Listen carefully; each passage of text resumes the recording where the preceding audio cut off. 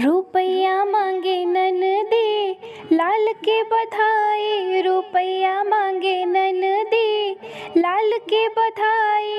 1 रुपया मेरे ससुर की कमाई, 1 रुपया मेरे ससुर की कमाई।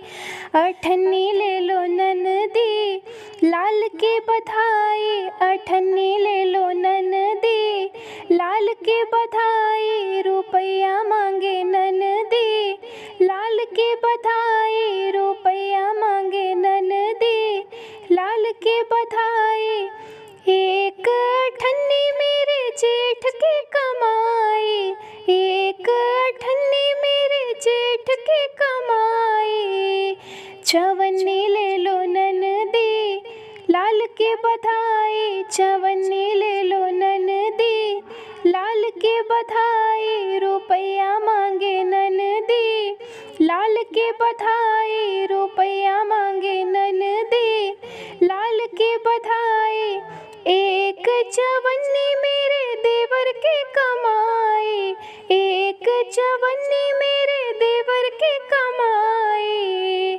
2 अन्नी ले लो ननदे लाल के बधाई, 2 अन्नी ले लो ननदे लाल के बधाई। रुपैया मांगे ननदे लाल के बधाई, रुपैया मांगे ननदे लाल के बधाई।